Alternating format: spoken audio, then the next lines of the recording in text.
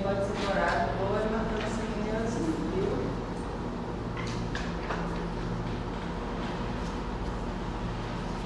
Células abagumentosas, excelente, dividida. Onde que está mais claro os núcleos? É porque... Aí eu ponho degradação mesmo do núcleo.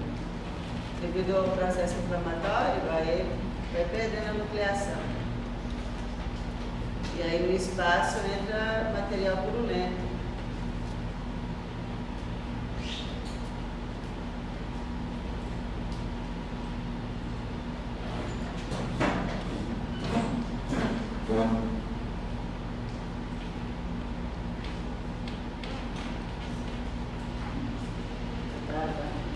Então vamos lá.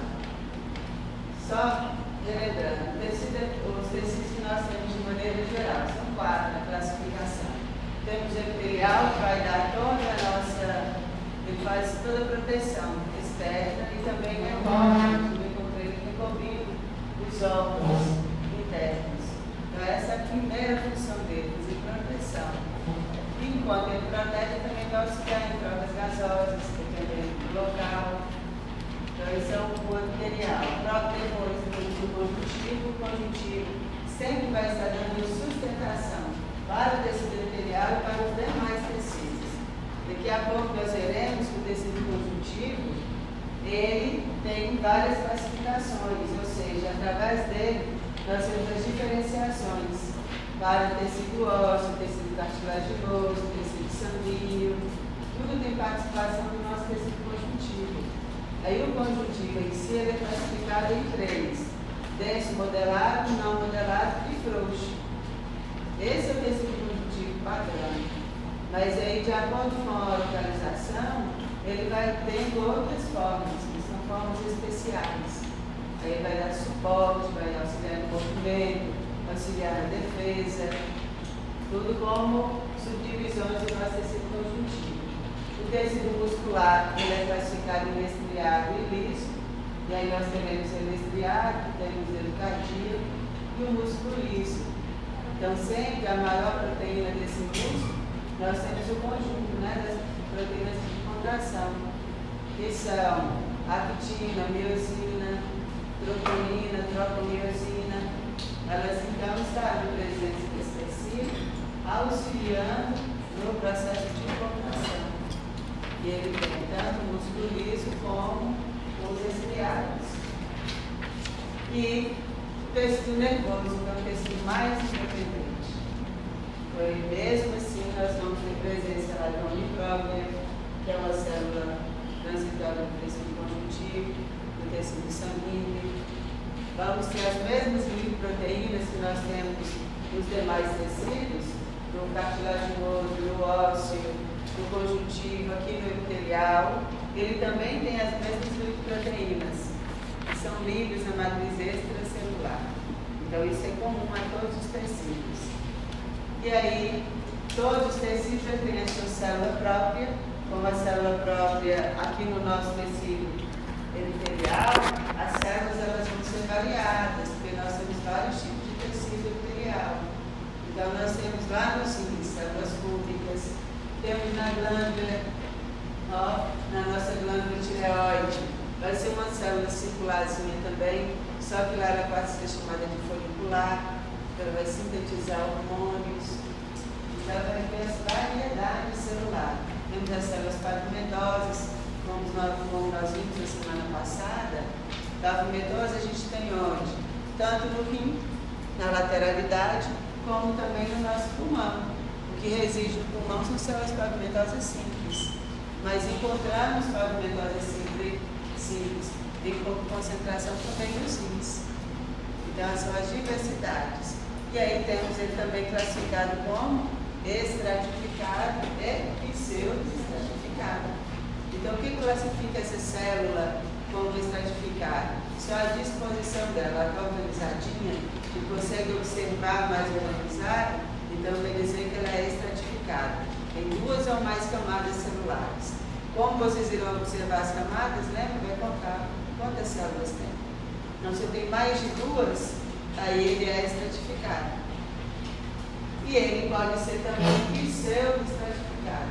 O que é esse pseudo? Também tem mais de duas camadas celulares. Só que a célula padrão lá é quem? Prismática, colunar ou cilíndrica. É a mesma célula com 3 nomes. Aí ele passa a ser pseudo. Por que ele é pseudo? Porque ele tem mais de duas camadas celulares também. E aí a disposição é o núcleo. É porque, como ela elabora muito bem o núcleo e pouco citoplasma, a gente observa só a disposição mesmo do núcleo. Mas ali ao redor tem citoplasma também. Só que ele não é tão visível igual que a gente observa no fibroblasto, na adipose. Aí a gente vê muito bem o núcleo do tecido epitelial. Aí, por essa forma nuclear, vai sendo classificada a célula, viu? De acordo com o seu núcleo. E aí, já que nós temos células, nós temos que ter nutrientes para essa célula. Então, esses nutrientes são encontrados no que é chamado matriz extracelular. Aí, essa matriz extracelular, vamos ter proteínas, enzimas, que a própria célula do tecido produz. E também o fibroblasto do tecido conjuntivo. Recobrindo e ali dando sustentação ao nosso tecido epitelial, nós temos o conjuntivo, que é a lâmina própria.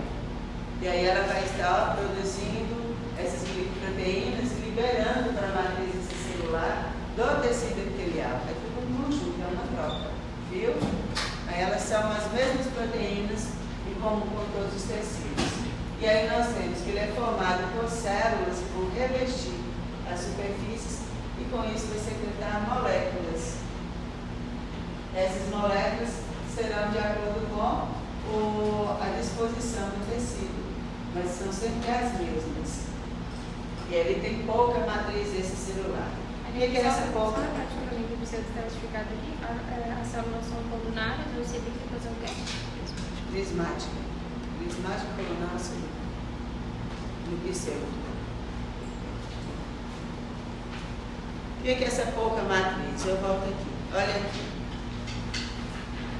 Então, nós temos aqui o núcleo simples, a região citoplasmática, a matriz extra, ela fica aqui, ó, entre as células. Então, essa parte citoplasmática, mas entre as divisões, que nós vamos ter a matriz extracelular, ou seja, fora da célula. Aqui é a célulazinha. Então, essa linhazinha aqui, onde nós temos a matriz extra. Então, é bem pouquinha. É como se fosse cimento para grudar o tijolo. Então, ela tem pouca concentração.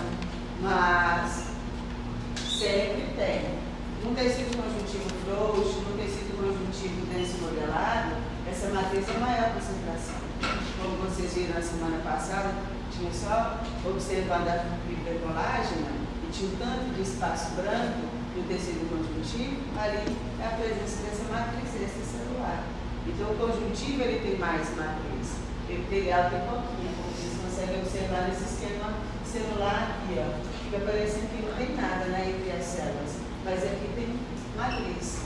E o que é que compõe essa matriz? Olha o tanto de proteína que nós temos nessa matriz.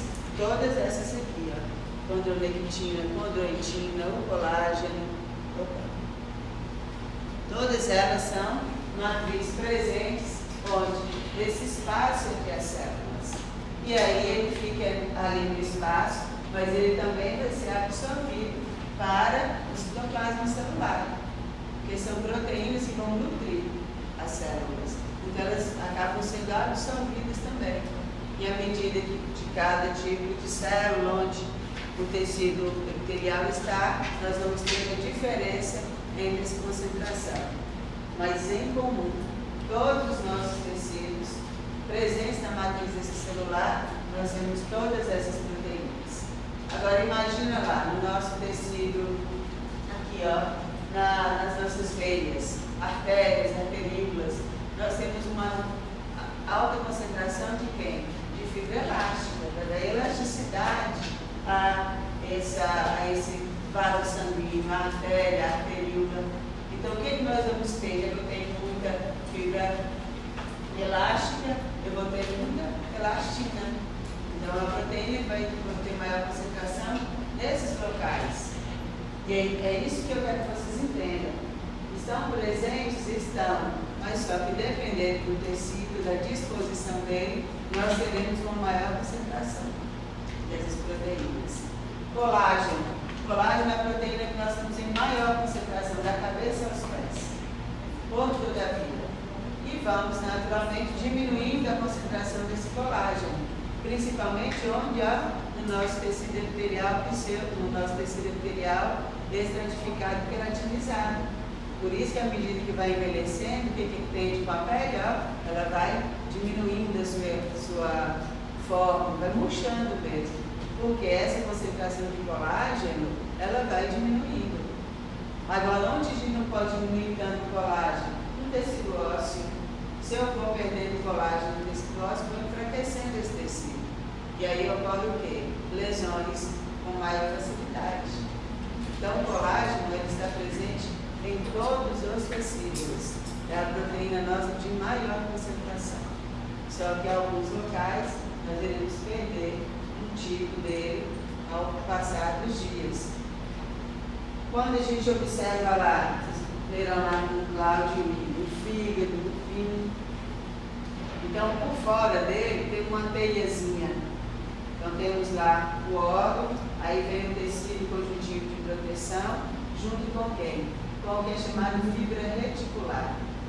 Então, a fibra reticular é uma fibra do tecido conjuntivo que fica aqui recobrindo esse órgão, dando a ele sustentação. No nosso tecido epitelial com tecido conjuntivo, nós temos fibras reticulares também, auxiliando na ligação entre esses tecidos, dando sustento também. Então, toda vez que falo de fibra reticular, nós teremos um colágeno também específico. É o colágeno tipo 3. Essas fibras, elas estarão no tecido epitelial, eles estarão na lâmina basal? Vai estar na lâmina basal, ali dando sustentação. A lâmina basal, ela sai do tecido conjuntivo, dando sustentação ao tecido epitelial. Aí, essa falou que é o colágeno tipo 3, mas o tipo 4 também faz uma coisa parecida. Vai, mas na fibra reticular, ela é composta por colágeno tipo 3. É uma especificidade. Entendeu?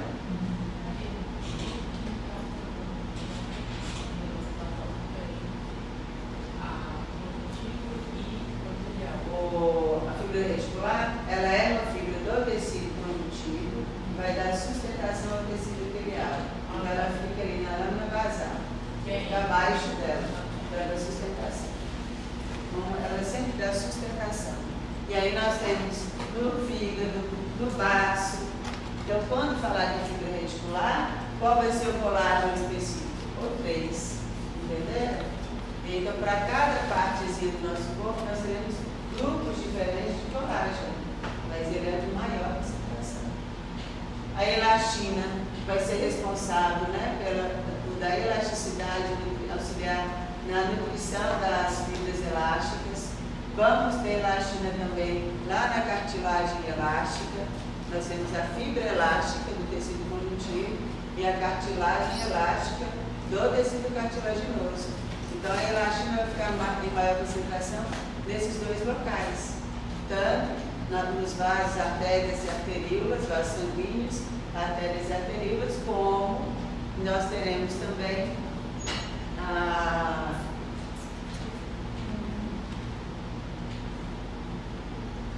Oi, está fechando, Aí, essa é a elastina. Enquanto lá na fibra reticular nós vamos ter o colágeno tipo 3, entenderam a diferença? Fibronectina, ela vai auxiliar na adesão e na resposta à injúria. O que é uma injúria? É quando o tecido, seja epitelial, conjuntivo, nervoso, qualquer um sofre uma agressão, lesão. Pérfuro cortante, desenvolvimento de tumores, ação medicamentosa, alterou aquele tecido, a forma daquela célula, agrediu, isso é uma injúria, ou seja, está causando dano. Quem vai auxiliar no reconhecimento e na recuperação daquela célula e do tecido? As proteínas chamadas fibronectinas. Então, elas auxiliam tanto para grudar uma célula ali no seu local, manter a estabilidade, como auxiliar na recuperação, quando sofrer qualquer agressão, que é essa injúria. E aí está falando que foi observado em camundongos, e aí deu o nome dela de fibronectina. Vamos encontrar também na forma circulante, ou seja, o que é essa forma circulante? Quando colhe o sangue, a gente pode ir lá e quantificar essa fibronectina. Então, hoje em dia, todas essas proteínas da matriz extracelular, nós temos como quantificar através da sorologia. Colhe o sangue ou observa no sangue, na parte do soro, que não vai ter células sanguíneas nem plasma, ou no plasma, quando a gente utiliza anticoagulante. Tá bom? Então, isso é importante por quê? Para auxiliar principalmente em tratamentos de doenças autoimunes, onde essas células, onde essas proteínas, elas alteram de concentração e algumas passam a ser indicadoras. Então, um exemplo, se eu tenho um tumor no tecido epitelial, um melanoma, câncer de pele, então o que eu vou observar, o que o médico pode observar ali? Vai ter concentração aumentada de fibronectina. Por quê? Eu estou tendo uma multiplicação de forma desorganizada, diferenciada de quem? De células do epitélio. Então a fibronectina serve como um parâmetro. Ela vai estar aumentada de concentração. Está tendo injúria. O que é a injúria que está ocorrendo no melanoma? A multiplicação celular. Eu tinha ali 10 células, a região passa a ter 50. Então isso é uma injúria. Está tendo uma multiplicação aumentada e diferenciada, porque as células, cada uma, ficarão de uma forma. Por isso que é câncer. Então é só um exemplo. No colágeno, o colágeno é muito observado na área da ortopedia, para observar essa concentração do colágeno no tecido ósseo, para a manutenção, para auxiliar na recuperação do indivíduo. Hoje nós temos também como fazer reposição medicamentosa. Laminina. Laminina é uma glicoproteína priméria. Nós temos ela do tipo alfa, beta e também do tipo gama. Aí essa laminina envolve na adesão celular, expressa vários tipos de tecidos que ela vai ser encontrada, tanto no epitélio quanto no músculo. O que uma laminina faz? Ela fica ali recobrindo, igual no tecido muscular. O tecido muscular é feito por várias fibras. Então, nós temos várias fibras que em conjunto vão formar um músculo. Então, recobrindo cada fibrazinha, nós teremos o tecido conjuntivo, mas teremos também essa glicoproteína laminina, dando a ela sustentação. Então, ela vai recobrir fibras do tecido muscular. No nosso tecido epitelial, a laminina vai servir de quê? De adesão, junto com a fibronectina. Então, ela serve de adesão celular. As tenacinas, os subgrupos delas, são essas letras mesmo, viu, gente? C, L, W, X e Y. É a classificação dela. Vocês precisam saber isso. Isso vai alterar alguma coisa na vida sua, no dia a dia? Nada, nada, nada. Vocês têm que saber o quê? Que nós temos tenacina na nossa matriz extracelular. E que essa tenacina vai ser o quê? Ó, ela é necessária para auxiliar, se eu computar carga, auxiliar para que o tecido ele tenha um bom auxílio nas sobrecargas. Imagina lá no tecido, lá na planta do pé. São os pés que absorvem todo o nosso peso, toda a nossa pressão. Então, a concentração de tecido epitelial nessa região vai ter uma boa concentração de quê? De tenacinas. Nos movimentos, nós precisamos também, lá no tecido muscular, ativar mais tenacina para dar ao músculo um movimento, para auxiliar na contração, para auxiliar no relaxamento. Vamos para uma parte prática. Imagine uma gestante ali próxima a parir. Ela começa a ter o quê? Dor e contração. Essa contração vai ser o quê? O músculo liso contraindo, ativando quem? A titina e a miosina, para que sofra a contração. Eu vou ter um movimento ali para auxiliar, para ter uma expulsão daquele feto. Olha aqui, a tenacina, então ela vai aumentar ali na concentração, tanto do músculo liso, quanto também do tecido conjuntivo, para auxiliar na contração. Então, porque é função dela dar esse auxílio. Então, nesse momento, vai aumentar a concentração, somente nesse momento, para auxiliar que ela tenha uma melhor adesão e suporte e para que ela tenha a liberação do ferro. Então aumenta, junto com ela nós teremos outras glicoproteínas e também proteínas como vasodilatadores para auxiliar tanto na liberação como na sensação de dor. Então ela vai ser necessária para suportar cargas como pele, cérebro, sendo associada ao movimento. E o tipo C é envolvido no processo de regeneração tecidual. Então toda lesão que nós temos, voltando lá, pérfuro cortante, ação medicamentosa, tumores, alterações de proteínas em doenças autoimunes que lesam células e tecidos, a tenacina vai lá auxiliar no tipo C, vai lá auxiliar na recuperação tecidual. Então ela sempre fica o quê? Como auxílio em sobrecargas, auxiliar na liberação do processo de contração e regeneração, uma classificação específica só do tipo C. Mas vocês podem colocar que tenacina auxilia na regeneração, auxilia. Não precisa sempre decorar, é só o tipo C. Você chamou? Você que tinha mexido. E aí, nós não temos em boa concentração na fase adulta.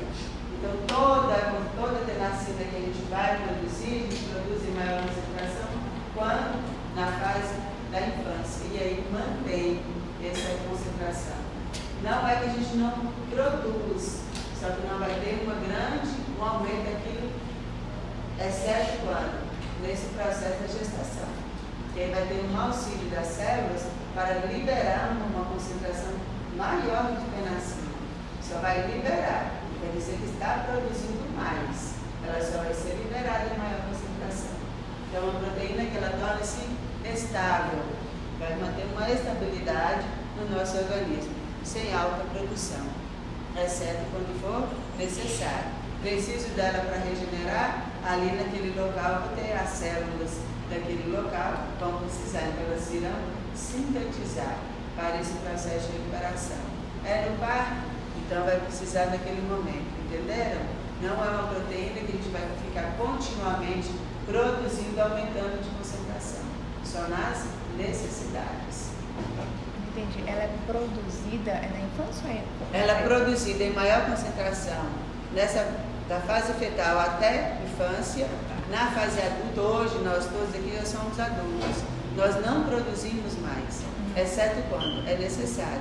Precisa recuperar um tecido? Aí vamos produzir mais tenacina. As células daquele local onde vai recuperar, vai produzir tenacina. Mas só para ali. Não quer dizer que ela vai ficar distribuída em todos os tecidos. Vai aumentar nos outros tecidos, entendeu? Um exemplo. Todos os dias nós ingerimos líquidos. Então, todos os dias nós aumentamos o plasma sanguíneo através do líquido que a gente ingere. E a gente tem que aumentar, porque precisa dele para fazer toda a circulação corpórea. Então, a gente não pode ter um padrão. Ele não pode diminuir de produção.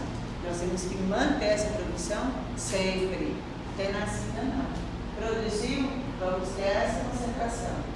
De acordo com a necessidade, as células daquele local, daquele tecido, vão então aumentar. Então, no caso, desde a infância a gente mantém uma quantidade padrão. E aí só aumenta? De acordo com a necessidade. Então a gente não. É porque eu fiquei na dúvida tipo assim, a gente fica renovando. Não renova. Não renova. É isso que eu quero que vocês entendam. Ah, não tem essa renovação, igual o plasma, a gente renova sempre, todos os dias. E vai renovando através da ingestão de líquidos. Então isso tem renovação. Tenacina não tem renovação. Produziu, ela vai manter uma estabilidade. A célula fica ali só mantendo aquela concentração mínima. Agora, precisou para recuperar um tecido, precisou no momento do parto para auxiliar, para ativar fibras musculares. Então vamos ter o quê? Naquela região, ali na região do útero, nós teremos uma produção aumentada. Mas só nesse ponto. Pronto. Pariu, vai voltando a concentração. Com o tempo, essa proteína, toda proteína ela desnatura, ela vai ser desnaturada e volta à concentração normal. Aí essa concentração, porque assim, ela é mantida, por exemplo, se há uma queda, mas aí as células produzem ela só para manter a estabilidade, não tem uma alta produção. Há produção, mas não para elevar. Não para elevar, exceto quando? Parto e regeneração tecidual.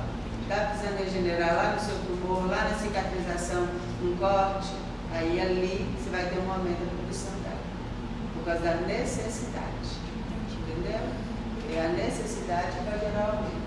Ela não é uma proteína. Fibronectina nós continuamos produzindo todos os dias, porque a gente precisa sempre ter uma boa adesão. Laminina, colágeno, a gente precisa sempre produzir, ou seja, não para, é constante a produção, devido à necessidade. A tenazina, e olha que ela tem 5 subtipos. E isso faz essa variabilidade dela ser maior. Então, por isso a gente não tem a necessidade de estar produzindo continuamente. Só mantém o que já tem, uma concentração padrão ou mínima. E aí temos os fatores de crescimento. O que é o fator de crescimento? Vai auxiliar no crescimento e desenvolvimento das células e também do nosso corpo. Alguns indivíduos, quando ele tem alguma dificuldade de crescimento, vai fazer tratamento hormonal, vai receber esses fatores de crescimento para auxiliar o quê? Na ativação, na produção mais de tecido ósseo, de cartilagem, de colágeno, para auxiliar no crescimento e desenvolvimento dele. Então, o que a gente tem aqui como proteína, ele é hoje recebido como forma medicamentosa. Eu falo hormônio é proteína. É a mesma coisa. Só que com alguns, eles têm algumas proteínas, elas vão auxiliar em alguns processos metabólicos mais definidos. Eles tiraram o nome dela somente de proteína e deu a esse grupo o nome de hormônio. Mas o hormônio nada mais é que proteína, viu? Dizerão isso nos sinais que veio o metabolismo. É uma proteína chamada hormônio. E aí nós temos esses fatores de crescimento para auxiliar no crescimento do endotélio vascular. O que é isso? Auxiliar no crescimento e recuperação dos nossos vasos sanguíneos. Fator de crescimento do fibroblasto. Onde nós temos fibroblasto? O tecido conjuntivo. Então, toda vez que nós temos lesões e que acomete qualquer um do tecido conjuntivo, denso modelado, não modelado, ou então o frouxo, nós teremos a ativação de quem? Dos fibroblastos ativos para produzir essa proteína. Então, ela vai ser chamada de fator de crescimento. O próprio fibroblasto vai ser responsável pela produção dessa proteína. E aí hoje também já tem na forma medicamentosa. E o beta-fator de crescimento transformante. Esse beta-fator de crescimento transformante, ele vai auxiliar na divisão celular. Toda vez que nós temos divisão celular em processos infecciosos, em neoplasias, qualquer que seja, a gente acaba aumentando a concentração dessa proteína. Justamente porque está ocorrendo uma multiplicação celular. Lá na nossa fase fetal, eles foram muito importantes, justamente para quê? Para auxiliar em toda a divisão, multiplicação das células totipotentes, que é a célula tronco, para dividir e transformar em quem? Em tecido epitelial, conjuntivo, ósseo, nervoso, os tecidos que nós temos no corpo. Então, nessa fase fetal, nós temos uma concentração muito maior do crescimento beta, porque ele vai auxiliar na divisão e proliferação celular. Nasceu, nós já estamos formados, então os tecidos já estão prontos. Eu vou ter que fazer o que agora? Estabilidade. Então a gente continua produzindo. E aí vai auxiliar na divisão celular. Nós dividimos hoje muitas células do nosso tecido? Não, exceto o sanguíneo. É o único tecido que todos os dias ele passa por processo de diferenciação. Um mieloblasto vai sofrer toda aquela divisão com uma divisão teórica até ela chegar a ser o quê? Um neutrófilo, um eosinófilo, um basófilo. Nós estamos tendo transformação epitelial, renal. Não já está tudo pronto? Bom, não, já está pronto. Ou seja, então, as células desses locais, elas diminuem a produção desse fator beta transformante, porque os tecidos já estão prontos.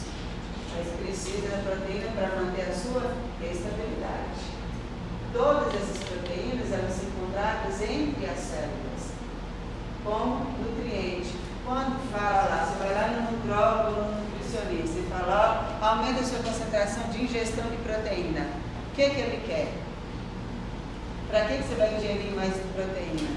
É para nutrir o seu corpo? Para quem está malhando, é para auxiliar na hipertrofia? Não é essa a função?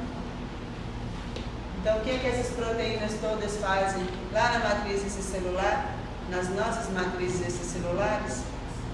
Elas auxiliam para nutrição, fortalecimento e função celular. E aí, cada uma tem a sua função. E aí nós temos essas três proteínas que são classificadas por fatores de crescimento, vão auxiliar de forma mais específica nos grupos celulares. Aqui só formação de vasos sanguíneos, aqui na manutenção do nosso tecido conjuntivo, que é o fibroblasto, e aqui transformando em todos os tecidos. E aí vai auxiliar para quê? Todos os dias nós temos apoptose. Nós sofremos apoptose desde a fase fetal. E para eu produzir, colocar ali naquela célula que sofreu apoptose hoje, eu tenho que ter uma nova célula. Então esses agentes transformantes, essas proteínas beta, elas vão auxiliar para manter o tecido. Então ela vai diferenciar. Pegar aquela célula que está lá na região basal, que nós veremos aqui na tecido epitelial, e fazer ela chegar lá no ápice. Ela tem que mudar de lugar. Ela tem que aumentar a sua extensão. Quem faz essa alteração? Esse agente transformante, que é uma proteína.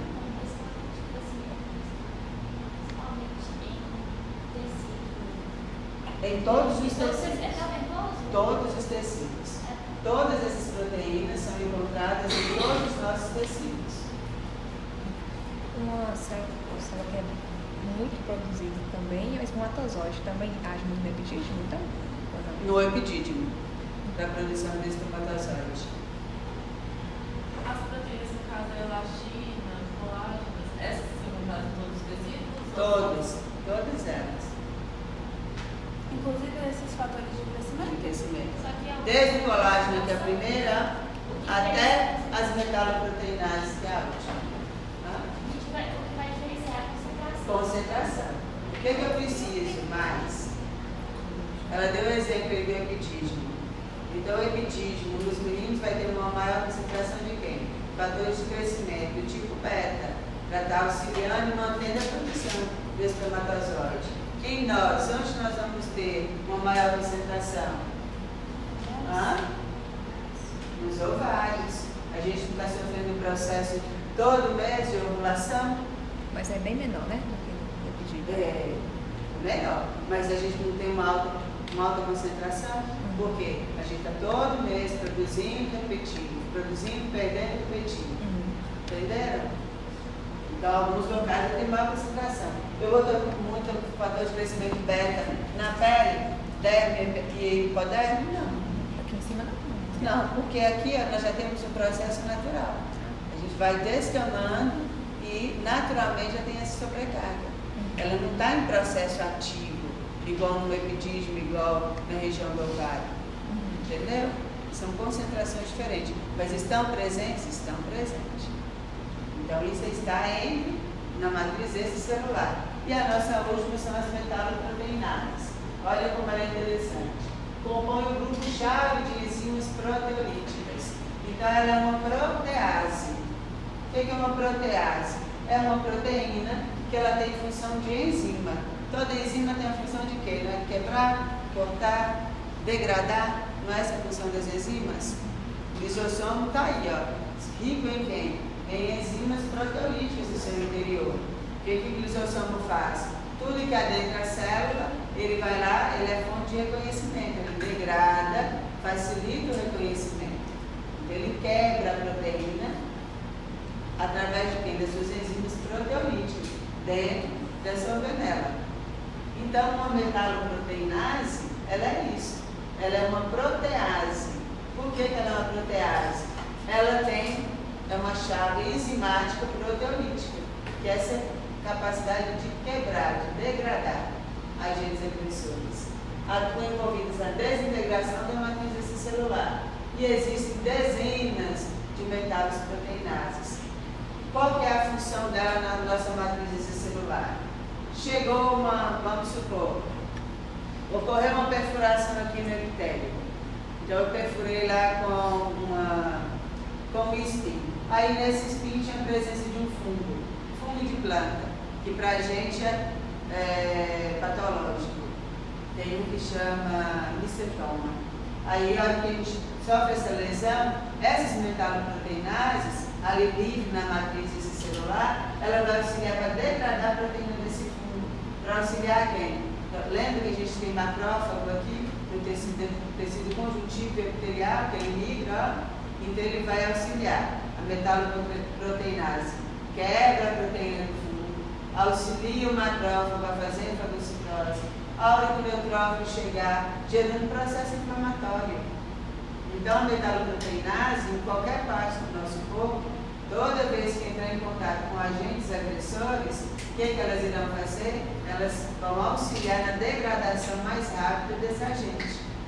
Que pode ser micro-organismo, pode ser proteína, pode ser os raios ultravioletas aí, fazendo multiplicação celular, alterando a concentração das proteínas da matriz celular, como o colágeno, como a adenosina, que aí vai auxiliar, né, nessa multiplicação celular.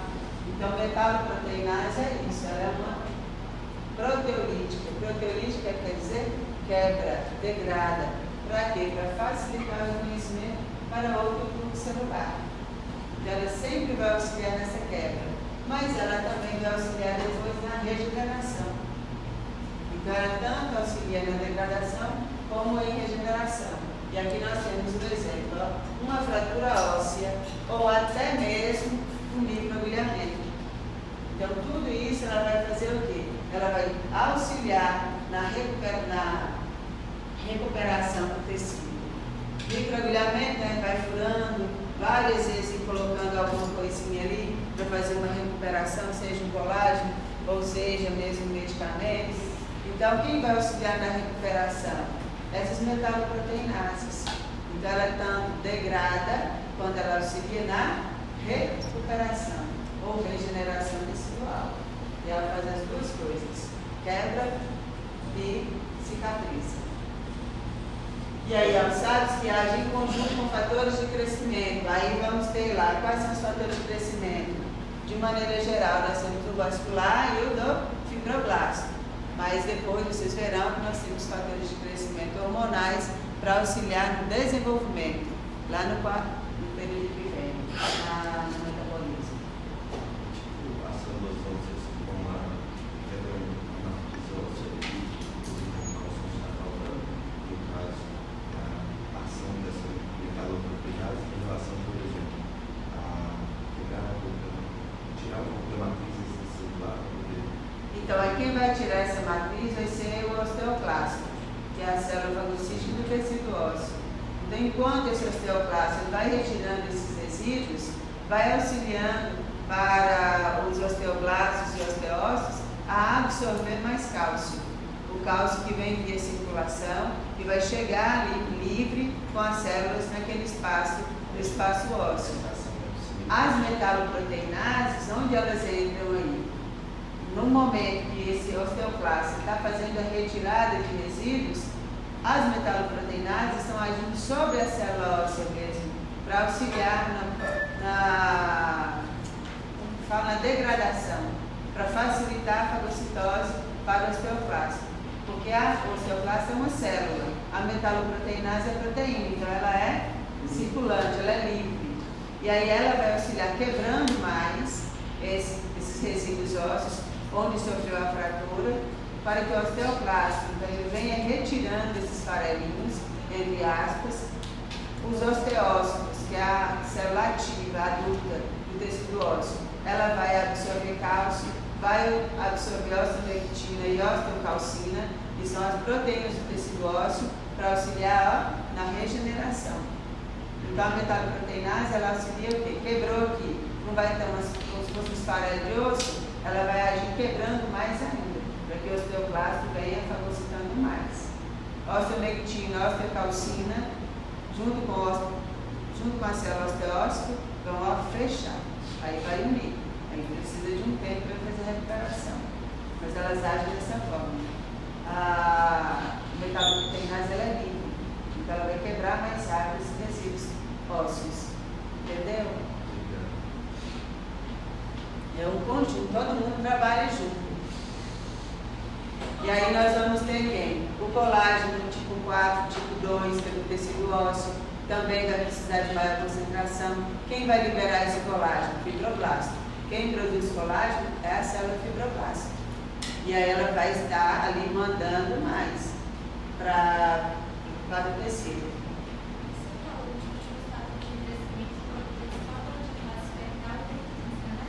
E aí depois só vai produzir se precisar de geração de novo. No caso, quando pode precisar de regeneração, precisar fazer os fatores de crescimento, as macroproteínas. Tenacina. É a tenacina. Tenacina. Fator de crescimento são esses aqui. Pois é, e aí quando precisa produzir a tenacina, aí a macroproteína é o que começa essa regeneração na matriz. As células daquele local, células do tecido conjuntivo, ou do epitélio, pulmonar, o que for, onde está ocorrendo a lesão. Aí essas células, elas serão responsáveis para aumentar naquele momento, durante aquele processo, a concentração de tenacina. Mas é só na região onde ela está sofrendo injúria. O metalloproteinase, ela sempre vai entrar auxiliando no reconhecimento. Qual é o agente? Ela vai quebrar aquele agente agressor. Quebrou, facilitou a fagocitose, facilitou a retirada, ela mantém ali agora para fazer o quê? Recuperação do tecido. Ela tem duas funções. Ela vai degradar, auxiliar para a degradação e depois auxiliar na regeneração. É a mesma proteína, só que ela tem duas funções.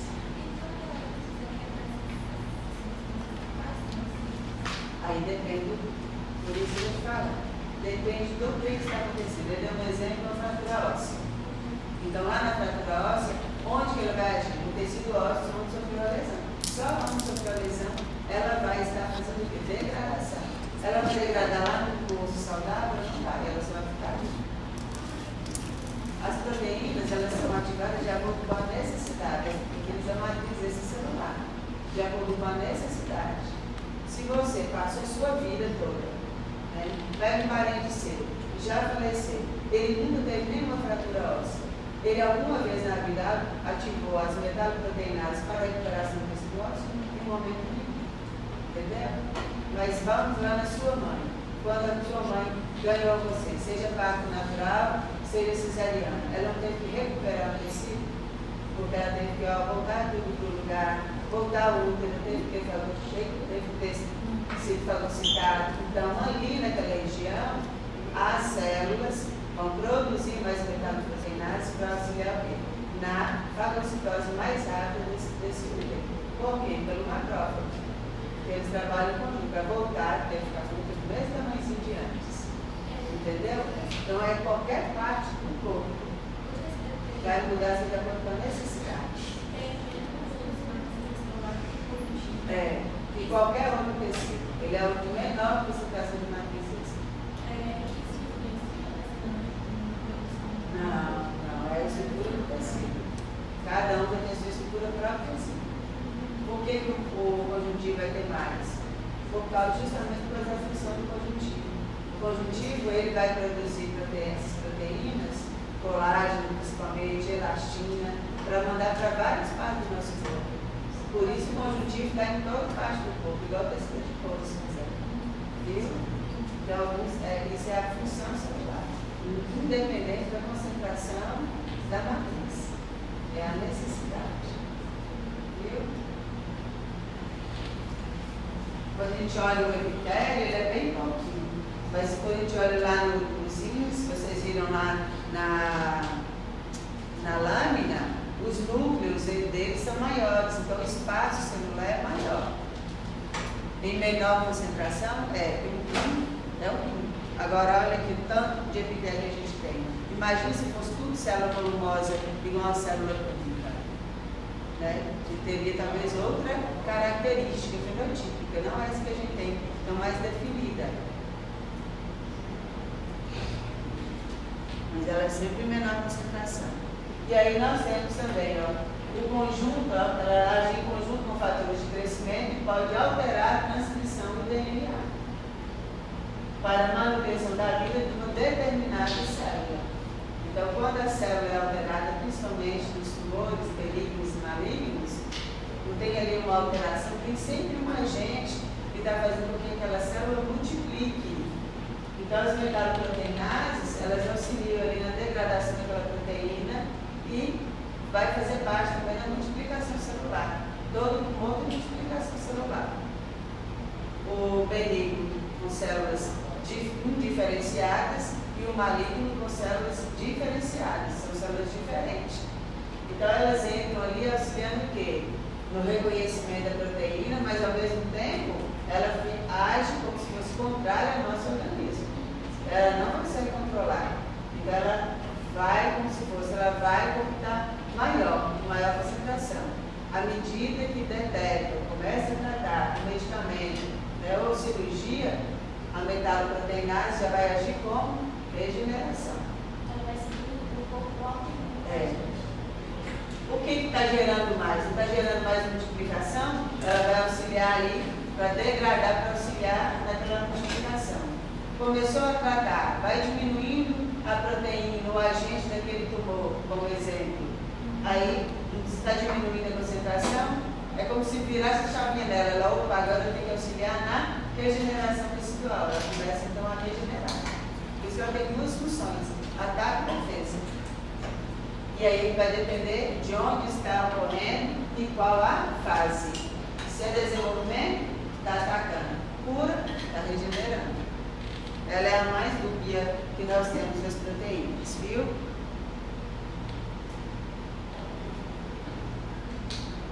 E aqui, tecido epitelial. Ele é formado por células intimamente unidas.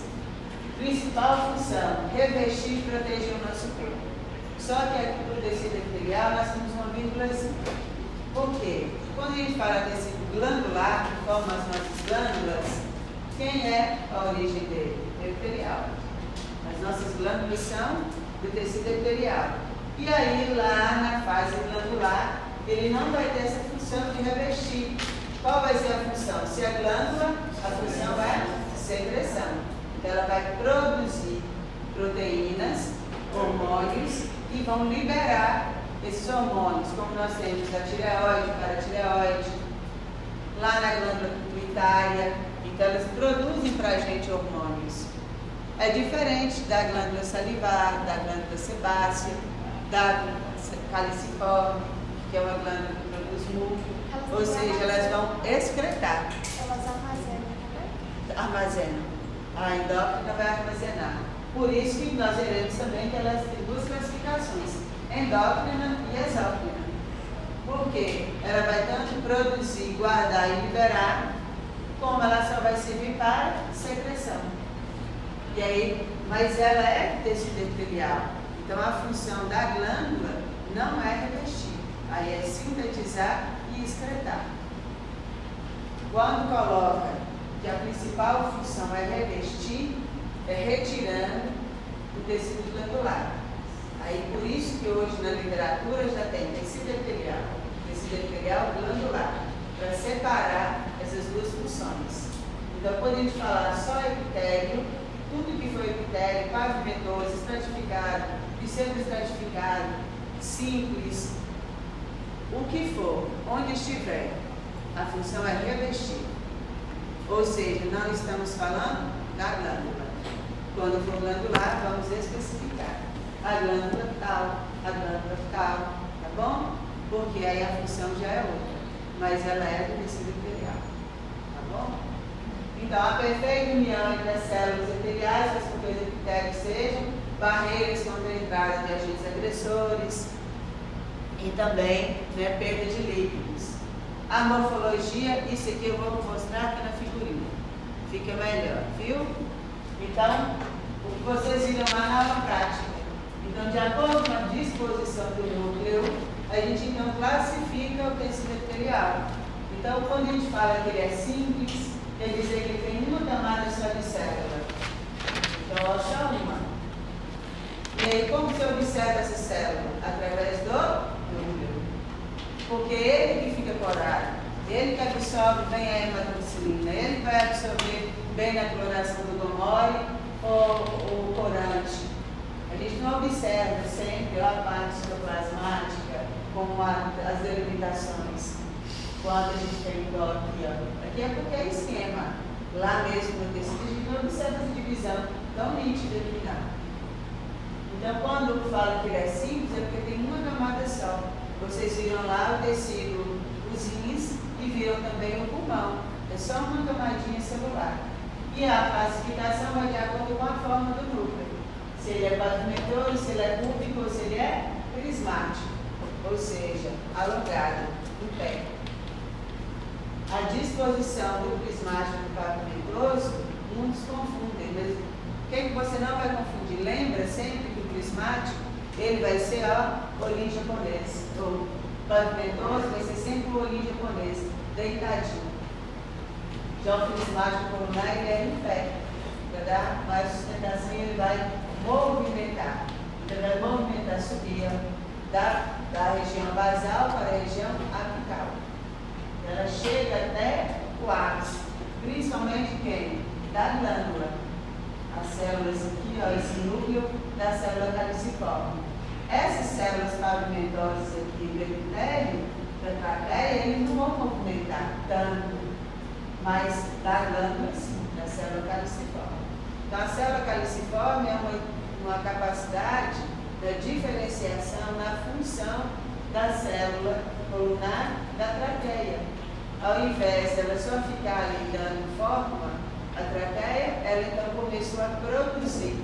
Eles descobriram que ela produz um muco que mantém essa estabilidade, esse pigarrozinho que a gente tem, para impedir justamente a aderência de micro-organismos do trato respiratório superior. Então ela é como se fosse um sabão. Quando inala o agente agressor, muitas vezes ele não vai ficar ali. Ele vai escorregar e não consegue penetrar. Então, serve como defesa esse muco. No nosso intestino, nós temos milhares dessas células aqui, ó, célula caliciforme. E ela dá esses milhares para quê? Para auxiliar na formação do bolo fecal, para auxiliar a Escherichia coli, para absorver nutrientes, para auxiliar na formação do peristaltismo. Tudo com o quê? Com muco. Por isso que esse muco, ele é mucoso, o nosso intestino. Graças a milhares de células caliciformes. Ou seja, é uma célula que ela deixou de ser somente uma célula epitelial e transformou-se em uma glândula unicelular. E aqui nela, o núcleo vai movimentar. À medida que ela for sintetizando o muco, ela deixa a região basal e vai para a região apical. A gente perde esse núcleo? Não. A hora que ela libera a excreção, volta tudo para a região basal. Elas ficam em movimento. Por isso nós temos várias, pois ela é simples. Quando fala que o tecido epitelial é de tipo estratificado, indica que ele tem mais de duas ou mais colunas celulares ou camadas. E estratificado, além de ter duas ou mais, eles são organizados. A gente consegue observar a sequência, como eu mostrei vocês lá na lâmina. Não fica tão bonitinho igual o esquema, né, gente? Infelizmente. Mas se a gente pegar o braço, a gente consegue, igual eu mostrei vocês semana passada, você consegue contar, né, as várias camadas que tem no tecido. E por estar organizada, então ela é estratificada. Podemos ter pavimentosa, pública e também prismática. Quando a gente fala de tecido epitelial estratificado, para fazer a classificação do tipo, vocês sempre irão observar a última camada. Ela que vai definir qual é o tipo. Porque todas as células da região basal, elas tendem a ser circulares, igual a uma célula cúbica. Senão classificaria tudo como cúbica. Então você vai pegar o quê? A penúltima é a última camada, independente de quantas camadas aquele tecido tiver. Para classificar, é sempre nesses dois últimos. Por quê? Aí ele já passou todo o processo, né, de elevação, de mudança dentro do epitélio, e aí lá na região prismático, se é pública ou se é pavimentosa, como o nosso epitélio da pele. Então, nós temos elas pavimentosas. Eu observo lá a penúltima, a última camada abaixo da queratina, que é essa proteína que todos nós temos, dando proteção à nossa pele, ela então vai estar o quê? Deitadinha, pavimentosa. Então é sempre assim, quando for estratificar.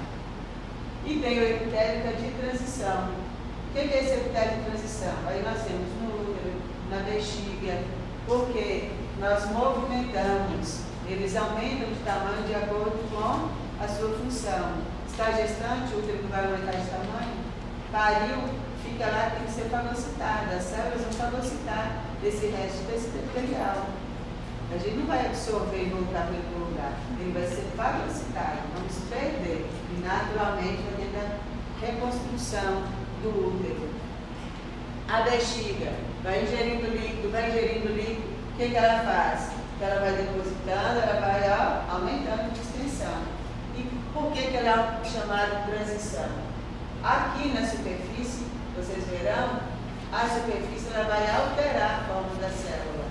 O corpo celular, o corpo lúteo, o corpo da bexiga, do útero, eles não mudam tanto.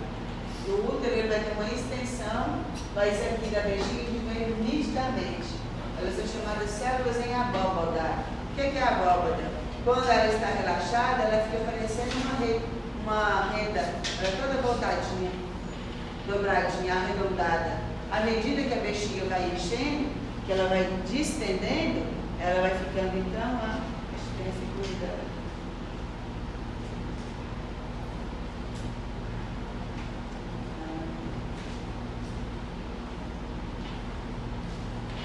Mas ela distende, e à medida que ela distende, ela vai perder essa região em abóbada.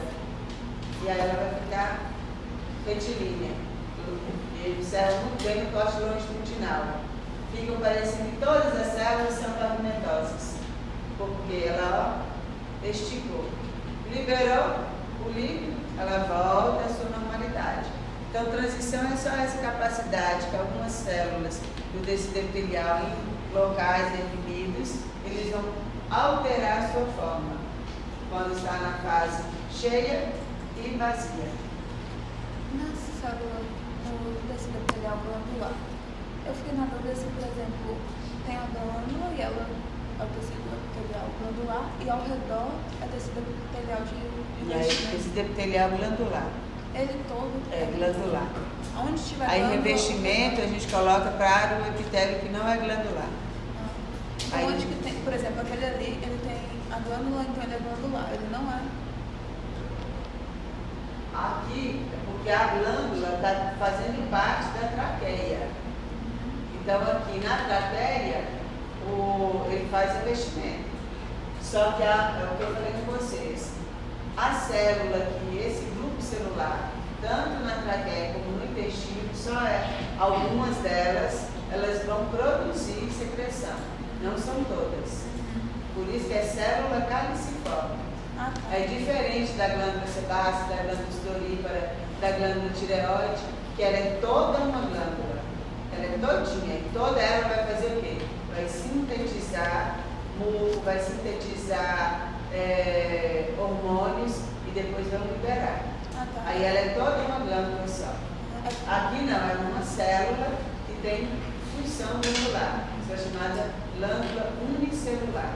Porque eu tava Mas achando que ele todas fica eram no assim. tecido de revestimento, de proteção, Porque que é a traqueia. eu achei que todas eram assim quando eu tava Não, estudando. por isso a língua é diferente, ó. E lá na lâmina, como eu mostrei vocês, foi aqui, o epitélio. Essa é a glândula caliciforme. Porque são algumas só que vão ter a forma, vão ter a função glandular. Aí, mas aqui ele é o quê? Ele é o tecido. O tecido epitelial de revestimento. E vai estar presente onde? Na traqueia. Tá? Aí algumas células têm função glandular. Entendeu? Diga. Todo tecido epitelial de transição é estratificado? Todo tecido o quê?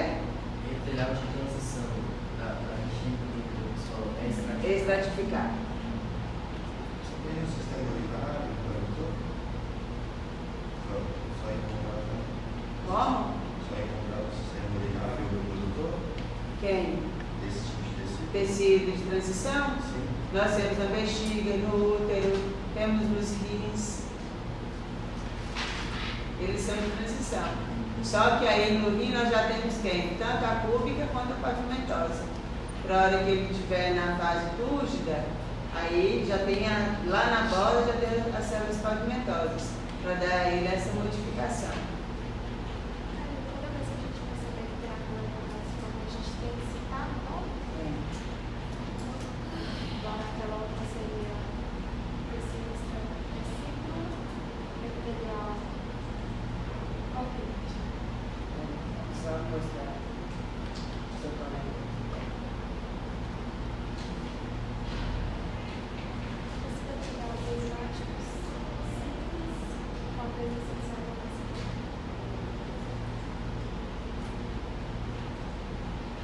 Olha, qual é o nome? Priscila, olha aqui, a Priscila e os demais. Aqui é uma glândula. Observem aqui, ó. Todos esses aqui são folículos. Então isso é uma glândula. Entendeu? É toda ela. Lá não. Lá é um tecido e algumas células têm função glandular. Isso porque na minha cabeça, quando eu estava estudando, tipo assim, só existia aquele tipo. Todas as glândulas, quando eu imaginava, era só uma célula que secretava. Aí é a glândula mesmo. Olha aqui, ó, os ácidos no pâncreas. O pâncreas também tem função hormonal, glandular. Então, quando elas são organizadas em ácidos, são esses grupos, numa forma arredondada. Então, o conjunto dele vai formar o pâncreas. Aí as células acinosas vão ter função de produzir para a gente insulina, glucagon. Então, qual é a função dele? É também glandular. Aí cada partezinha escura é uma célula, Cada- mas ao redor. Aqui, cada partezinha é um ácido, formando, o conjunto vai formar o pâncreas, que é também E as glandular. células são as células. As células são essas aqui, ó. Aí elas são púbicas simples, né? Vocês estão observando aqui, no aumento maior. Só que aqui ela não é chamada de púbica simples, ela é chamada de ácido, porque ela está no pâncreas. Ainda tem isso mais à frente. Mas dependendo do local, a célula vai mudar de nome. Aqui é ácido, porque ela está formando esse ácido, está formando essa bolinha aqui, esse conjunto, esse grupo, lá no pâncreas. Ela já aqui, na tireoide, ela aqui já é chamada de folicular, célula folicular, Aí nessa daí- não mais cúbica. Essa daí é cada escurinho. Cada uma pontinho dessa escurinho. aqui é um folículo. Aí a junção de todos esses folículos aqui formam a glândula. E aí você veja a diferença. Aqui nós temos várias células, ó. São várias células foliculares. Essa está formando esse folículo aqui. Essa urticária está formando esse urticária. Então juntou isso tudo aqui e formou uma glândula. É diferente da traqueia. Você tem um tecido epitelial de revestimento formado por células prismáticas simples, forma a traqueia. Só que dentre essas, algumas células produzem muco. Então ela é glândula. Aquela ali é glândula. Passa 3, 4. Essa aqui outra é glândula. Mas o conjunto, ela é uma glândula, a traqueia é uma glândula, não é uma glândula. Ah, entendi. Entendeu? Aqui é uma glândula. Porque é o conjunto todo. O folículo vai se secretar. Cada aqui é um folículo. Ele vai se secretar. Não, o que vai ser secretado é o hormônio que está aqui dentro, essa partezinha rosa. Dentro do folículo.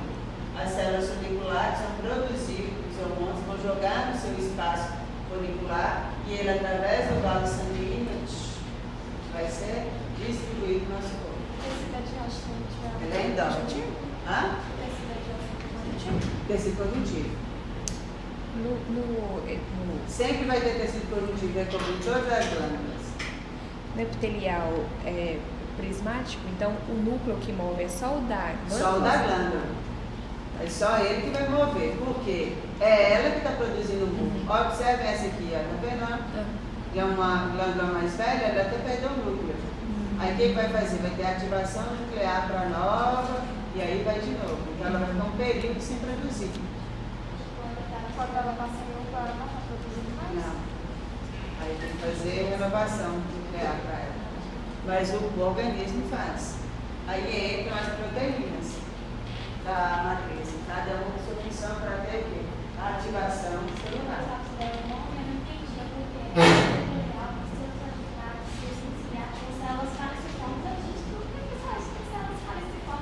É porque cada célula caliciforme é esse aqui, ó.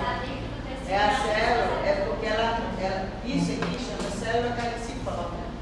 Para essa glândula unicelular. Cada glândula. Aí deram o nome dessa glândula, célula caliciforme. Não é porque Começou a ler. o povo ficou com raiva de vocês? O que vocês fizeram para a representação? Começou a ler. O que vocês fizeram para eles? Pra quem? O extra da sala, a sua lista?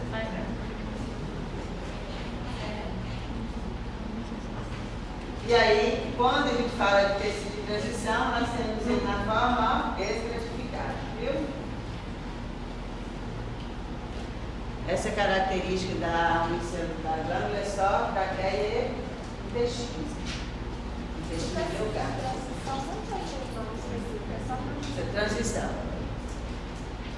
É só transição mesmo. Aqui para trás está escrito isso, viu? Sobre eles. Aqui é uma figura, um quadro lá do Junqueiro Carneiro, onde ele coloca, ó, cada um, onde cada um mora. Depois dê uma olhada.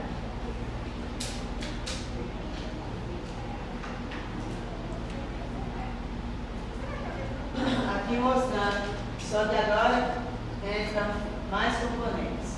Nós já sabemos que para classificar se é simples ou estratificada de acordo com a camada de núcleo ou camada celular. Agora nós temos o quê? Sempre dando nutrição para o nosso tecido epitelial, nós vamos ter o tecido conjuntivo, porque é o tecido conjuntivo que vai trazer os vasos sanguíneos, os capilares sanguíneos, e através dele vai chegar o quê? Nutriente. Toda a nossa nutrição fica dentro do vaso sanguíneo. Ureia, creatinina, proteína, vitamina, enzima, estão onde? Nos vasos.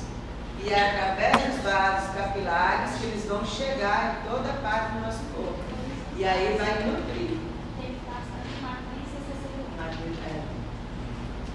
E o que nós temos de proteína neles? Elastina. Justamente para dar elasticidade. Imagina quando está gerando inflamação em qualquer parte do corpo. Não tem o edema, que é o inchaço? O que o inchaço faz? Não aumenta o volume? Então, o vaso sanguíneo tem que, ele era assim. Ele vai ter que esticar, então vai aumentar a sua extensão. Então, por isso tem que ter muita elastina para ele aumentar a extensão. E caminhar junto com aquele inchaço ali. E evitar o rompimento. E se romper, ganha, agora tem uma hemorragia.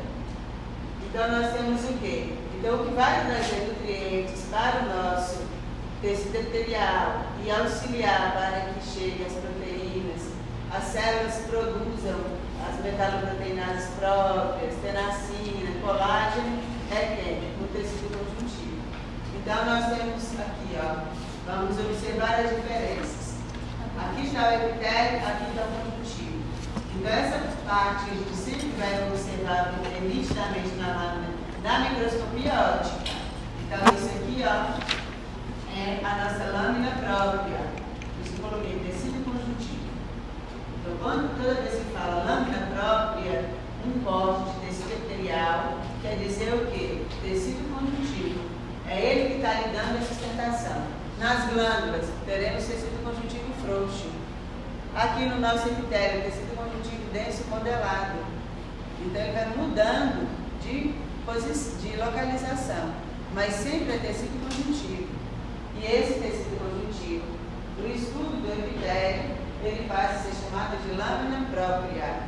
Isso a gente consegue visualizar na microscopia óptica. Entre a lâmina própria e o tecido conjuntivo e o tecido epitelial, tem essa lâminazinha aqui, ó. Tá vendo ela bem fininha? É a lâmina basal, ou membrana basal. Coloquem na cabeça suas, pelo amor de Jesus Cristo. Vocês não irão observar a membrana basal. Por quê? Ela não é visualizada pela microscopia óptica, ou seja, o nosso microscópio. Quando que observa a lâmina basal ou membrana basal? Microscopia de varredura ou microscopia eletrônica. Não chega lá e fala, Karine, onde é que está a lâmina basal? Eu vou te matar. Nós não temos microscopia para isso. Então, o que a gente observa? Lâmina própria, tecido conjuntivo. Basal, não. Ela está lá? Está, só que a gente não vê. É igual olho de formiga. Você já viu olho de formiga? Não, mas está lá, ela enxerga. Tem o olho dela lá. Daí aquelas pequenininhas de açúcar para você ver. Quando era aquelas, que fala, varredeira, que é aquela grandona que elas não picam, elas mordem a gente, consegue nos olhando dela lá. Mas as pretinhas não vê não. Mas tem olho. Eu tive aquele carteira que colocou tipo, como se fossem duas coisas, não opostas, mas diferentes. Tipo, a membrana basal dessa para enxergar. Essa aqui, ó, essa lá na nossa planilha aula. Aqui ele mostra, mas por causa de quê? Corante e também microscopia. Foto da microscopia eletrônica. Aí aqui consegue, isso aqui é a lâmina basal. Que ele mostra lá na figura. Essa é a figura dele, lá do livro. Mas aqui nós temos o quê? Foto da microscopia eletrônica. Por isso que ela está lá sinalizada. Viu? O nosso ótimo não tem não. Vamos por parte. No lado da imagem, o tecido conjuntivo está onde? Acima da outra. Abaixo do tecido epitelial e abaixo da lâmina basal. Esse é o conjuntivo. Aí, O conjuntivo é esse rosa aqui, ó. Todo ele. Isso é conjuntivo, chamado de lâmina própria. lâmina própria é conjuntivo. É o tecido conjuntivo. Eu puxei a setinha aqui e coloquei. O que forma a lâmina própria é o tecido conjuntivo. Agora, entre o tecido conjuntivo rosa e o epitelial, vocês conseguem todos enxergar um negocinho laranjinho aqui. Vê? Aqui, ó. Aqui tem pequenininho, aqui também. Essa é a membrana basal, ou lâmina basal. Essa a gente não visualiza. Aí a lâmina basal é formada pela lâmina lúcida e luminescente, que vai dar brilho quando observa na microscopia eletrônica. Mas ela a gente não vai conseguir ver na nossa microscopia. O que vocês verão? Igual vocês viram. Vocês viram lá os núcleos epiteliais, vocês viram o tecido conjuntivo. Lembram? Entendeu, Karine? Esse aqui é qual? É a lâmina própria. Por quê? Ele dá sustentação ao epitélio. Quando for lá nas glândulas, quem vai estar ali margeando as nossas glândulas? Tecido conjuntivo frouxo. Geralmente é ele. Ele fica presente ao redor das glândulas. Todas elas. Aí lá ele vai ser quem? A lâmina própria. Tá? Então ele a gente visualiza. Basal que não. A gente pode considerar então a lâmina basal a mesma coisa? Lâmina basal e membrana basal? Sim. Não confundem com própria. Lâmina própria é tecido conjuntivo. A gente tem da pela lúcida e a Lúcida e luminescente. Olha. Lâmina lúcida, lâmina densa forma a nossa lâmina basal. Então ela fica o quê? Luminescente. É isso aqui que a gente não enxerga. Na nossa microscopia óptica. São essas duas lâminazinhas. Quem está aqui, ó, do lado de fora dando sustentação? Fibra reticular. Colágeno tipo 3.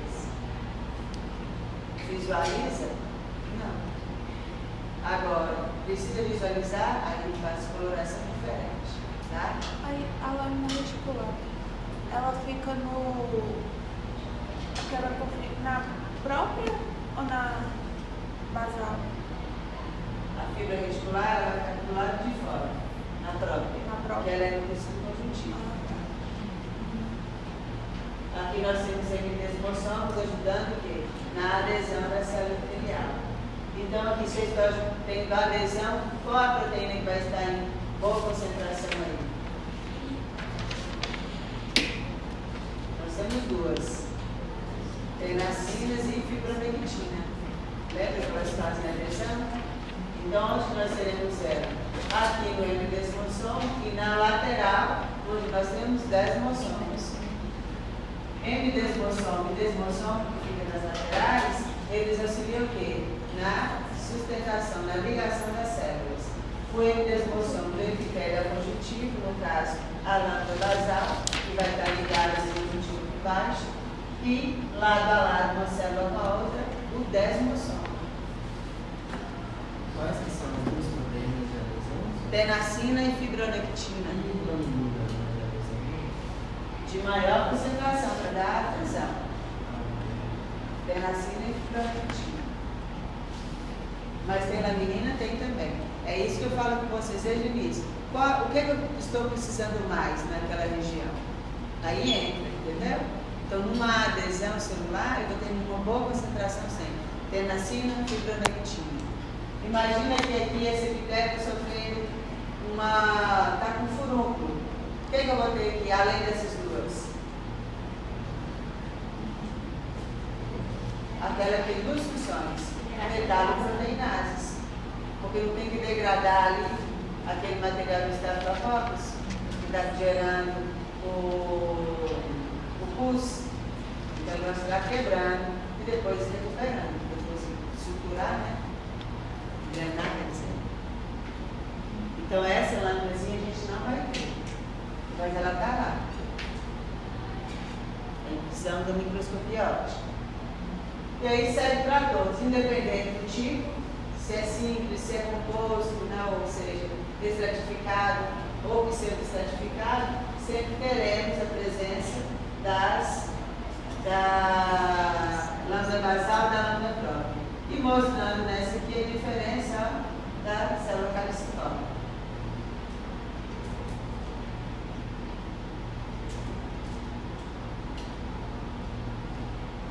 Só mostrando as camadas também de nós, eu vou passar, já está bem, já falei bem dela, nessa teoria. Eu vou falar desse lá embaixo. Cílios, eles auxiliam para essa desmoção, né, cílios? Cílios, nós vimos os cílios, lembram na semana passada lá na traqueia? Cadê onde que você viu o cílio aqui? Essa mesma imagem que está na próxima. Os cílios, eles auxiliam no movimento, na liberação aqui. Eles vão auxiliar, olha que a célula foi lá, ó. Célula caliciforme, produziu um muco, produziu, liberou o muco, né? Para ele não sair como um jato, o que os cílios da borda fazem? Eles espalham, porque o cílio tem movimento. É diferente dos estereocílios lá do epitídeo, que não tem movimento. Eles vão auxiliar só no direcionamento das espermatozoides. Aqui, toda vez que sai essa secreção, esses cílios que espalham na nossa traqueia. Imagina a traqueia, ela está se soltando aqui. Ela vai espalhar aqui nesse meio traqueal. Aí forma esse núcleozinho que tem. Ele é como se fosse uma espátula assim, ó, espalhando. Cílio em movimento.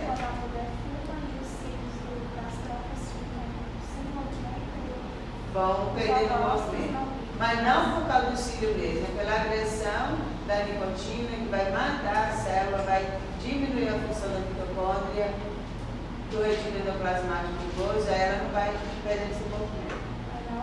A função dela É a função das organelas. Aí o cílio vai enrijecendo. Porque o que movimenta, justamente aqui nós temos uma alta concentração de mitocôndria, gerando energia para o movimento celular, ciliar. E aí o fumo, o medicamento, os corticoides, tudo isso agride essas células. Tende a perder a movimentação ciliar. Então o cílio aqui é só para auxiliar na movimentação, na liberação dessa secreção. E quando for estereocílio, ele não movimenta. Ele é maior, porém ele não movimenta. Aqui só destacando, ó, que emprega-se lâmina basal, membrana basal para indicar a lâmina densa e a presença eventual da lâmina rara. Estrutura superficial, microscópio eletrônico. O medicamento. E falando dessa lâmina própria, a função dela vai ser a parte do tecido conjuntivo, que já expliquei lá na figurinha. E as porções. Aqui, ó, aquela figura lá do início.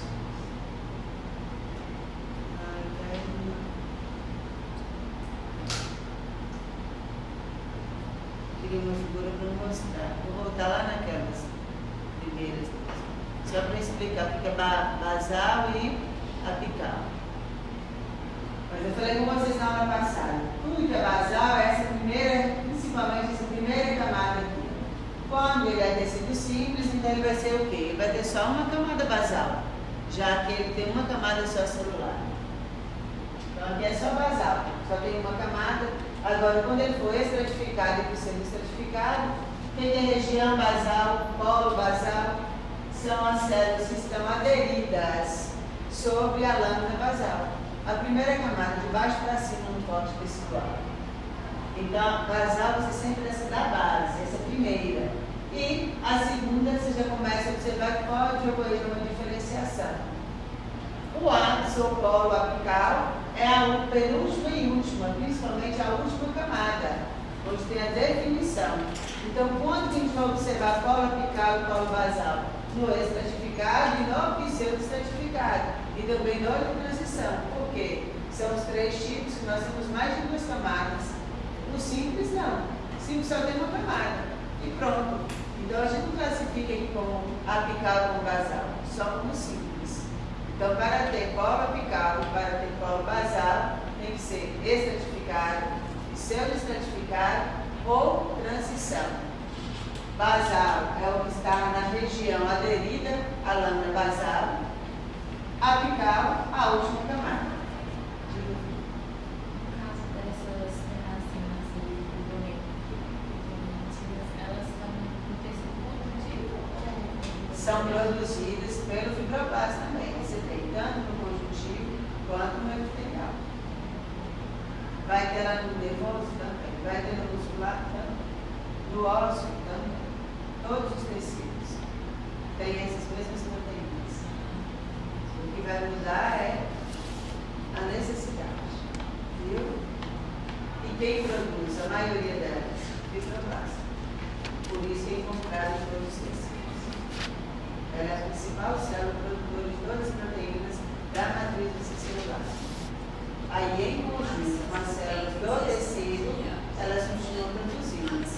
Então, nós teremos proteínas que vão sair da lâmina própria, mas nós temos as próprias proteínas que a célula pública, a célula pavimentosa, a célula cilíndrica vai produzir. Porque ela está ali naquele local, está lá nesse no epitério. No caso da sustentação. Sustentação de como? Do tecido conjuntivo. Aí vai produzir essas renascenças. O tecido conjuntivo sempre vai dar sustentação ao tecido epitelial. Seja ele modelado, não modelado ou frouxo. Viu? As renascenças também se produzem por glóbulos? São.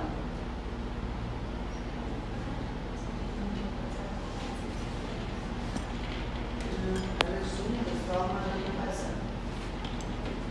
Elas duas formam a ligação.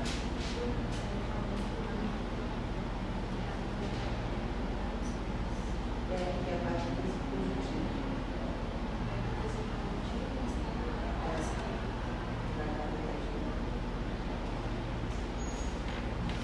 Então, eu fiquei com a dúvida da nomenclatura da lâmina própria.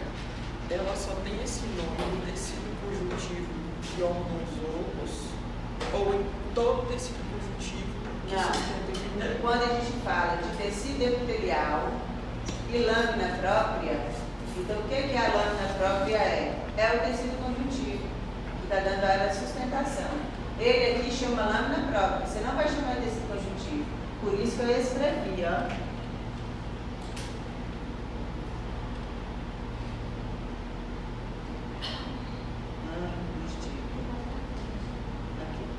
Tá vendo? Isso foi o que eu escrevi. Mostrando. O que a lâmina própria é? É tecido conjuntivo.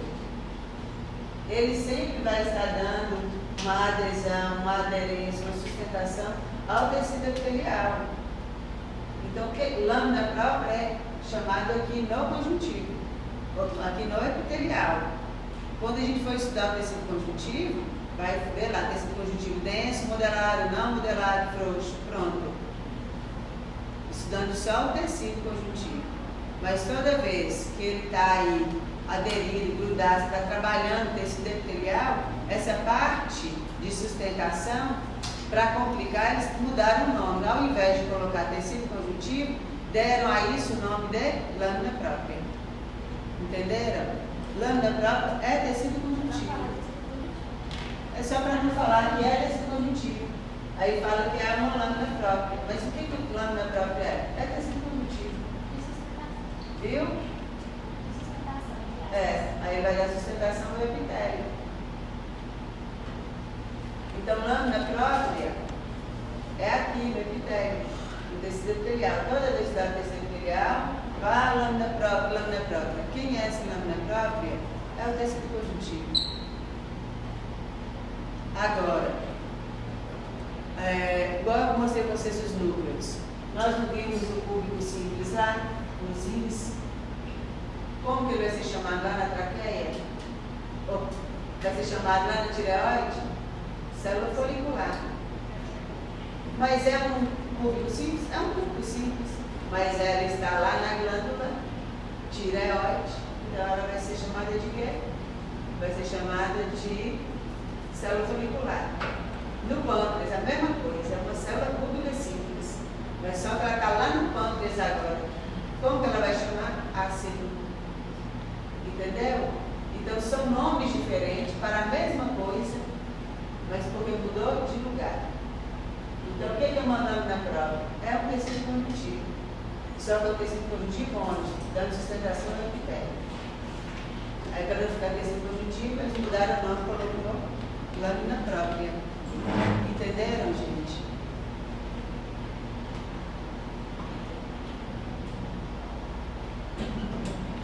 Se tiver dúvida, perguntem, viu? E aqui é só mostrando falando isso. Então, o que é polo basal e polo apical? Então, nós vamos ter somente em quem? Estratificado e pseudo-estratificado é transição, porque eles têm mais de 2 camadas, aí tem como diferenciar. Se é simples, é só cúbico simples, pavimento simples, prismático simples, tá bom? Superfície base lateral é a mais besta do mundo. O que é uma base lateral? O que você imagina de lateral? Que está um do lado do outro. Base lateral. Essa aqui é a base lateral dessas duas. Essa aqui é a base lateral dessa. Essa dessa. Entenderam? Superfície base lateral. É a membrana de limite de cada célula em relação à outra. Entre elas, mesmo que a gente não enxergue aqui, tem o quê? As proteínas. E essas proteínas fazem o quê? Elas vão também lá para dentro da célula. De acordo com a necessidade, elas entram. Tem aqui um agente aqui dentro, causando infecção, dá uma proteína, vem para dentro, ela não vai passar do lado de fora não.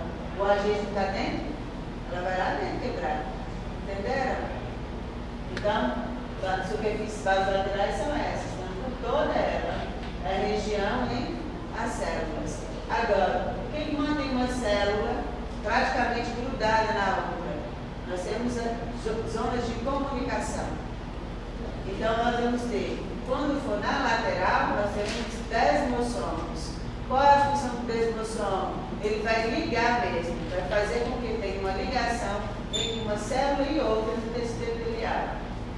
Entre desmossomo, nós temos só na região basal. Ele vai fazer com que as células da região basal fiquem aderidas ao nome basal, a lâmina basal. Aqui não está passando a lâmina basal? Lembra? Então aqui vai grudar essa célula aqui, é o epidesmossomo, que está nesse esqueminha aqui. Ó. O epidesmossomo ligando quem? A célula epitelial à lâmina basal. Na lateral teremos desmossomos. Esses desmossomos, eles fazem parte da matriz extracelular? Ele é do interior da célula, que nós vamos chegar nele. Olha.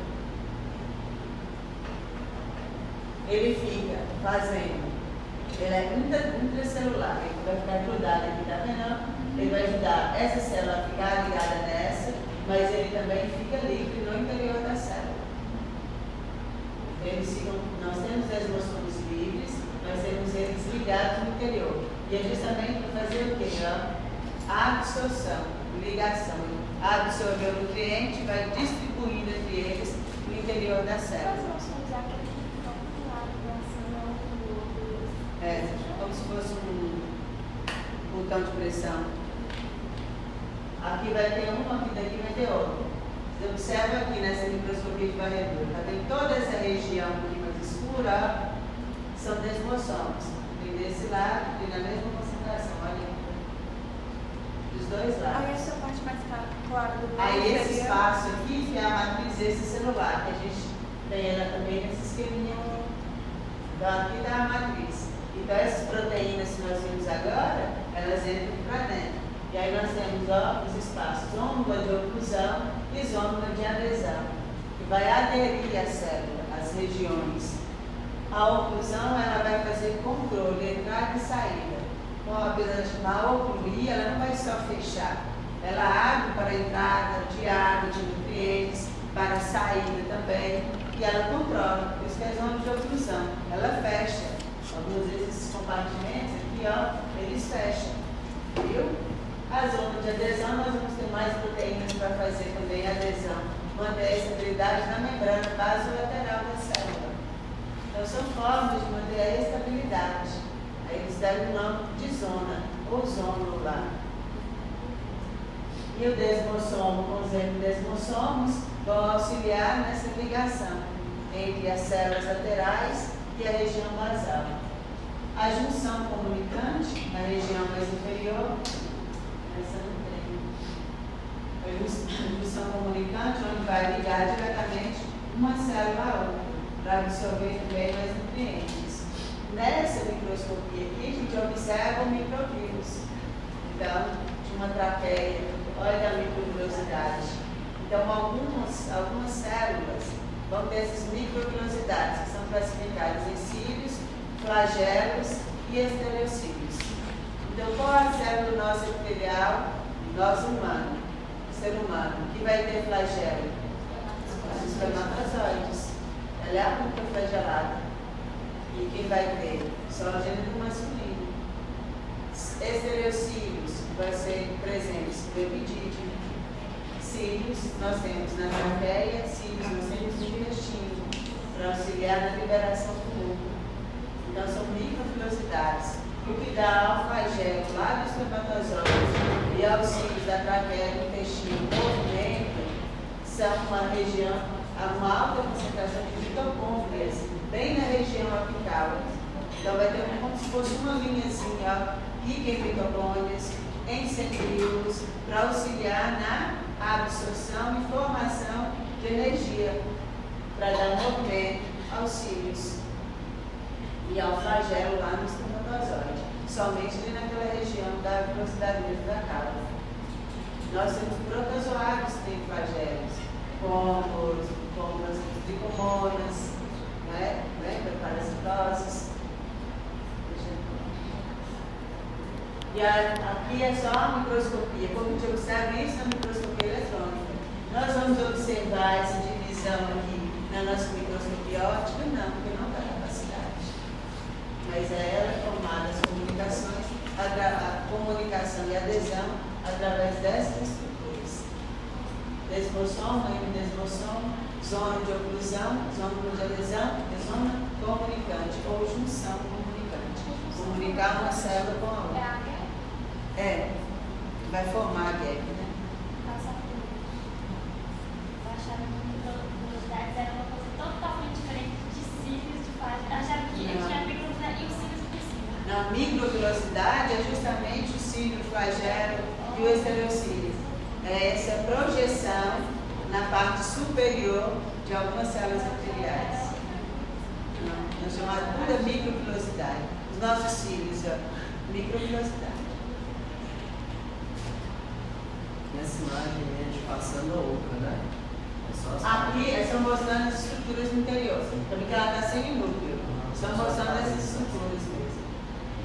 Essa aqui também não apareceu o núcleo, não, só a parede lateral de cada um. Nossa, os cílios são microvilosidades. Não, é só como exemplo. Usar os cílios. O que o cílio faz? Qual a proteção dele? Ele, ao multipisca, ele vai varrer, impedindo que fungo, bactéria que está no ambiente adentre diretamente no nosso olho. E a dele faz adesão na mucosa ocular. Ele barre para a gente. A gente vai movimentar, mas é ele que barre. Só mostrando a comunicação entre elas. Então fica certinho os locais da zona de comunicação e oclusão. Uma microscopia de varredura que aparecendo é uma comunidade formiga. E aqui também, mostrando toda esse compartimento, né, as laterais entre as duas células, pela microscopia de varredura. Os espaços onde a gente vai ter formação de ácidos. Aquela ali, no caso, é só de uma membrana, né? Não está mostrando elas conectando a outra. Lembrando que uma percussão comunicante observador de preparação conferiu fraturas. Aí você está mostrando como se fosse a parte espacial por cima da célula. E aí várias junções dela. Aí, no caso, não está mostrando uma se conectando à outra, Não. só de um lado. Conectado, você vê nessa. Viu a microscopia de varredura? Aí falando dessas funções, a função delas, não precisa decorar nada disso não, só relembrar. E mostrando aqui, ó, nesse esqueminha, o nosso tecido epitelial, a lâmina basal e o tecido conjuntivo. E aí nós temos o tecido conjuntivo, a presença da fibra, do fibroblasto, que é essa lâmina própria. Só numa figura maior, para classificar. Mas vocês vão errar se colocar tecido conjuntivo e não lâmina própria, ou vice-versa, aqui não tem problema nenhum, tá bom? Aí, sempre lembrar que no tecido epitelial, quando fala lâmina própria, é tecido conjuntivo. Fica mais fácil, porque aí você vai lembrar. Se eu tenho tecido conjuntivo, eu tenho o quê? Eu tenho fibroblasto. De quem produz, principalmente as proteínas da matriz extracelular, de qualquer tecido? O fibroblasto. Por isso que ele está lá grudado em todo o tecido epitelial, como lâmina própria dele, própria daquele local. Viu? E aqui as microvelocidades.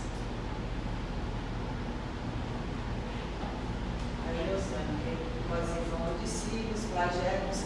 Aí, agora ela já é maior, né? Mostrando os desmossomos, todas as junções, ou vários desmossomos no interior, a junção comunicante, ela liberando aqui dentro, ela entrou, nutrição, vai ficar liberada aqui dentro da célula, a junção das ôndulas de adesão e oclusão e a microvelocidade.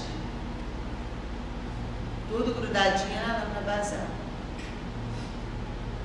Os estereocílios são alongados e não tem movimento. Vocês viram lá, semana passada, está tão bonitinho igual esse. Mas do epidídimo, falando dos cílios, vocês viram os cílios lá, da célula caliciforme da traqueia. E os flagelos, que vão estar nos espermatozoides. E, enfim, então, revestimento, né? Que é essa parte desse epitélio, não glandular. Então, nós temos, a função está quase sempre associada a outras importantes atividades. Então, quando ela reveste, o que ela faz? Ela vai proteger. Se ela protege, ela não tem que absorver nutrientes, ela não tem que fazer controle, a bomba de potássio no interior das células. Então, ela vai fazer a absorção de íons, de moléculas, nos rins, no intestino, auxiliar na percepção de estímulos, nos dedos das mãos, fazer comunicação com o sistema nervoso. Na fisiologia, vocês irão observar, os locais a gente tem maior sensibilidade à dor ou resistência. Então, na ponta dos dedos, né, o nosso estímulo, aquele que gera mais resistência. Quando você vem do lado, você sente uma sensibilidade maior à dor. Então, isso tudo é epitélio, comunicando, fazendo comunicação com o nosso sistema nervoso. Então, nós vamos ter proteínas que vão fazer essa comunicação. E proteína circulante. Não vai estar longe, não. Quem produz? Leucócitos vão produzir para a gente. Como o neuroepitélio olfatório, também gustativo. Uma vez que as células epiteliais revestem todas as superfícies externas, internas, ela vai fazer com que tenha entrada ou saída. Tudo que entra e sai do nosso corpo sempre vai atravessar um epitélio. seja na parte externa ou internamente. Vamos lá, inalou um micro-organismo. Então, vai fazer o que? Tecido, vai pelo tecido mucoso. Vamos ter proteção com o tecido da traqueia, até ele chegar nos brônquios e bronquíolos. Então, ela vai tentando barrar. Barrando com o quê? Com a secreção. Vai barrar com resistência. E assim vai. Esse material eu tirei dessas 4 literaturas. Mas as figuras todas eu tirei. Não. A maioria foi do Junqueira e Carneiro. E quando foi do Gartner, também tem nada falando. Que é aquela dos cortes. Ela é do Gartner.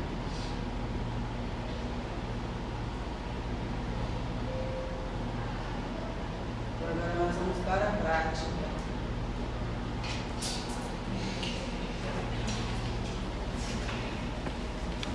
Não esqueçam dessas proteínas, todas elas nós vamos precisar para todos os tecidos.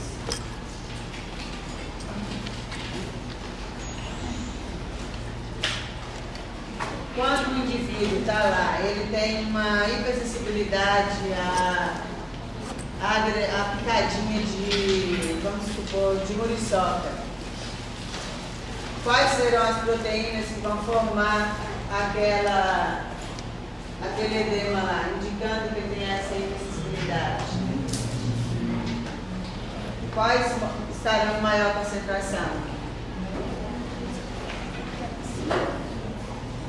Vamos? Foi lá, a muriçoquinha picou. Ela estava mesmo, ela dormiu. Ela foi virando e as filhas dela não conseguiu voltar. Não conseguiu voltar pelo nada. Quem mais? Hidronectina. E vamos ter participação de plaquetas, por isso que fica vermelho. A plaqueta é ativada. Teve uma entrada, não teve uma perfuração? Toda vez que tem uma perfuração, tem acionamento de plaquetas. Então, tem plaqueta que vai dar vermelhidão, a metaloproteinase para auxiliar no reconhecimento da toxina que foi liberada. Vai ter participação de água, por isso vai inchar. Então, dessa forma mais aumentada, vai ter água e eletrólitos.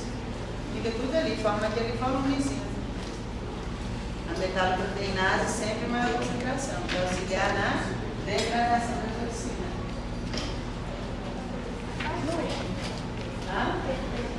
Vai, 10 minutos, dá, não dá?